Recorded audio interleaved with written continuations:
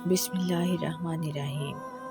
کتاب الاجارہ، اجارہ کے بیان میں حضرت ابو موسیٰ سے روایت ہے، انہوں نے کہا کہ میں رسول اللہ صلی اللہ علیہ وآلہ وسلم کی خدمت میں حاضر ہوا۔ میرے ساتھ اشری قبیلہ کے 2 آدمی تھے۔ انہوں نے رسول اللہ صلی اللہ علیہ وآلہ وسلم سے کسی عہدہ کی درخواست کی۔ میں نے عرض کیا، یا رسول اللہ صلی اللہ علیہ وآلہ وسلم، مجھے معلوم نہیں تھا یہ منصب چاہتے ہیں۔ آپ نے فرمایا، ہم اس شخص کو ہرگز کسی کام میں مامور نہیں کرتے جو خود عامل بننے کا خواہش مند ہو۔ حضرت ابو ہریرہ سے روایت ہے، وہ رسول اللہ صلی اللہ علیہ وآلہ وسلم سے بیان کرتے ہیں کہ آپ نے فرمایا، اللہ تعالیٰ نے کوئی نبی ایسا نہیں بھیجا جس نے بکریاں نہ چرائی ہوں۔ صحابہ کرام نے عرض کیا، آپ نے بھی؟ فرمایا، ہاں، میں بھی کچھ قرات کے عوض اہل مکہ کی بکریاں چرایا کرتا تھا۔ عصر سے رات تک مزدوری لینا۔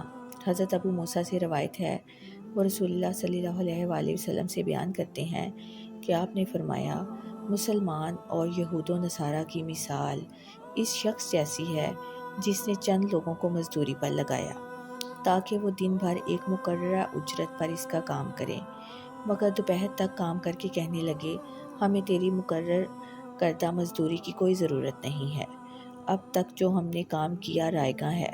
اس شخص نے کہا، اب تم ایسا نہ کرو، بقیہ کام مکمل کر کے اپنی مزدوری لے لینا، لیکن انہوں نے انکار کر دیا اور اس کام کو چھوڑ دیا۔ اس شخص نے ان کے بعد دوسرے لوگوں کو اجرت پر لگا کر کہا کہ باقی دن کا کام پورا کر دو اور تمہیں وہی ملے گا جو میں نے ان سے طے کیا تھا۔ چنانچہ انہوں نے کام شروع کیا، مگر عصر کے وقت کہنے لگے، ہم نے جو کام کیا وہ اکارت کیا اور طے شدہ مزدوری بھی تجھے مبارک ہو۔ اس شخص نے ان سے کہا کہ باقی کام پورا کرو، اب تو دن بھی تھوڑا سا باقی ہے، لیکن انہوں نے بھی انکار کر دیا۔ پھر اس شخص نے بقیہ دن میں کام کرنے کے لیے دوسرے لوگوں کو مزدوری پر لگایا، جنہوں نے باقی کام غروب آفتاب تک کیا، اور انہوں نے دونوں گروہوں کی مزدوری لے لی۔ بس یہی مثال ہے مسلمانوں کی اور اس نور ہدایت کی جسے انہوں نے قبول کیا۔ سبحان اللہ۔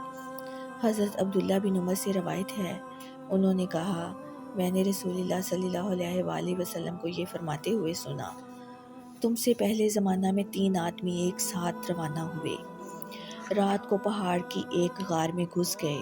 جب سب غار میں چلے گئے تو ایک پتھر پہاڑ سے لڑک کر آیا جس نے غار کا منہ بند کر دیا۔ ان تینوں نے کہا، کوئی چیز تمہیں اس پتھر سے رہائی نہیں دلا سکتی مگر ایک ذریعہ ہے کہ اپنی اپنی نیکیوں کو بیان کر کے اللہ تعالیٰ سے دعا کریں۔ چنانچہ ان میں سے ایک نے کہا، اے اللہ، میرے والدین بہت بوڑھے تھے، میں ان سے پہلے کسی کو دودھ نہیں پلاتا تھا، نہ اپنے بال بچوں کو اور نہ ہی لونڈی غلاموں کو۔ ایک دن کسی چیز کی تلاش میں مجھے اتنی دیر ہو گئی کہ جب میں ان کے پاس آیا تو وہ سو گئے تھے، تو میں نے دودھ دوہا اور اس کا برتن اپنے ہاتھ میں اٹھا لیا، اور مجھے یہ سخت ناگوار تھا کہ ان سے پہلے میں اپنے اہل و عیال یا لونڈی غلاموں کو دودھ پلاؤں، لہٰذا میں پیالہ ہاتھ میں لیے ان کے بیدار ہونے کا انتظار کرتا رہا۔ جب صبح ہوئی تو دونوں نے بیدار ہو کر دودھ نوش فرمایا۔ اے اللہ، اگر میں نے یہ کام خالص تیری رضا جوئی کے لیے کیا ہو تو ہم کو اس مصیبت سے نجات دے۔ چنانچہ یہ پتھر تھوڑا سا اپنی جگہ سے ہٹ گیا، لیکن وہ اس سے نکل نہ سکتے تھے۔ رسول اللہ صلی اللہ علیہ وآلہ وسلم نے فرمایا، اب دوسرا شخص یوں کہنے لگا، اے اللہ، میرے چچا کی ایک بیٹی تھی جو مجھے بہت زیادہ پیاری تھی، میں نے اس سے برے کام کی خواہش کی لیکن وہ راضی نہ ہوئی۔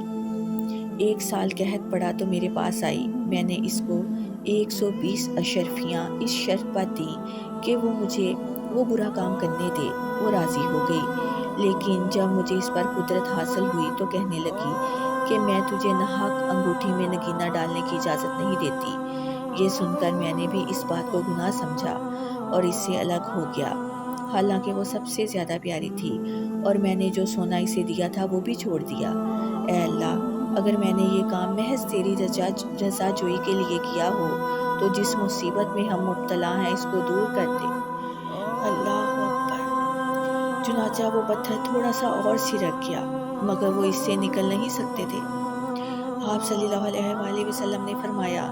اب تیسرے شخص نے کہا، اے اللہ، میں نے کچھ لوگوں کو مزدوری پر لگایا تھا اور ان کو ان کی مزدوری بھی دی تھی، لیکن ایک شخص اپنی مزدوری کے بغیر چلا گیا۔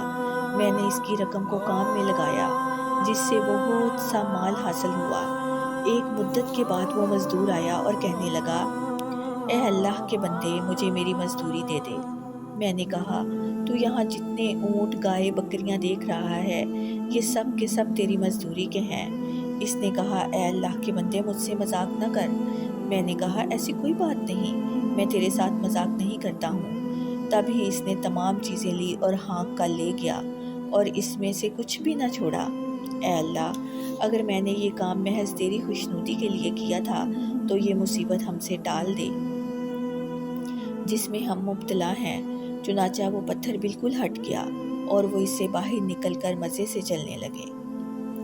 سبحان اللہ۔ حضرت ابو سعید سے روایت ہے، انہوں نے فرمایا، رسول اللہ صلی اللہ علیہ وآلہ وسلم کے کچھ صحابہ کرام کسی سفر میں گئے۔ جاتے جاتے عرب کے ایک قبیلے کے پاس پڑاؤ کیا اور چاہا کہ اہل قبیلہ ہماری مہمانی کرے، مگر انہوں نے اس سے انکار کر دیا۔ اسی دوران اس قبیلے کے سردار کو کسی زہریلی چیز نے ڈس لیا۔ ان لوگوں نے ہر قسم کا علاج کیا مگر کوئی تدبیر کارگر نہ ہوئی۔ کسی نے کہا، تم ان لوگوں کے پاس جاؤ جو یہاں ٹھہرے ہوئے ہیں، شاید ان میں سے کسی کے پاس کوئی علاج ہو۔ چنانچہ وہ لوگ صحابہ کرام رضی اللہ تعالیٰ عنہ کے پاس آئے اور کہنے لگے، اے لوگو، ہمارے سردار کو کسی زہریلی چیز نے ڈس لیا ہے اور ہم نے ہر قسم کی تدبیر کی ہے مگر کچھ فائدہ نہیں ہوا۔ کیا تم میں سے کسی کے پاس کوئی چیز ہے؟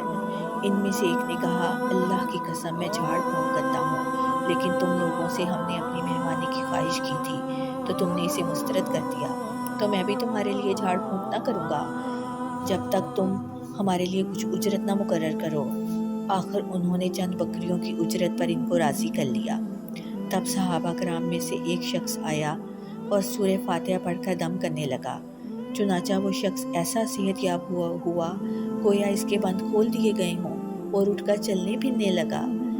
ایسا معلوم ہوتا تھا کہ اسے کوئی بیماری نہ تھی، اور ان لوگوں نے ان کی مقرر کردہ اجرت دے دی۔ صحابہ آپس میں کہنے لگے، اسے تقسیم کر لو، لیکن سورہ فاتحہ پڑھنے والے نے کہا، ابھی تقسیم نہ کرو، تا وقت کے رسول اللہ صلی اللہ علیہ وآلہ وسلم کی خدمت میں پہنچ کر اس واقعے کا تذکرہ نہ کریں اور دیکھیں کہ رسول اللہ صلی اللہ علیہ وآلہ وسلم اس کے متعلق کیا حکم دیتے ہیں۔ چنانچہ وہ آپ صلی اللہ علیہ وآلہ وسلم کی خدمت میں حاضر ہوئے اور آپ سے یہ واقعہ عرض کیا۔ آپ نے فرمایا، تم کو کیسے معلوم ہوا کہ سورہ فاتحہ سے دم ہو جاتا ہے؟ پھر فرمایا، تم نے ٹھیک کیا، اسے تقسیم کر لو، بلکہ اپنے ساتھ میرا حصہ بھی رکھو۔ یہ کہہ کر آپ صلی اللہ علیہ وآلہ وسلم مسکرا دیے۔ اس حدیث سے معلوم ہوا کہ قرآنی آیات کو دم کے طور پر پڑھنا جائز ہے۔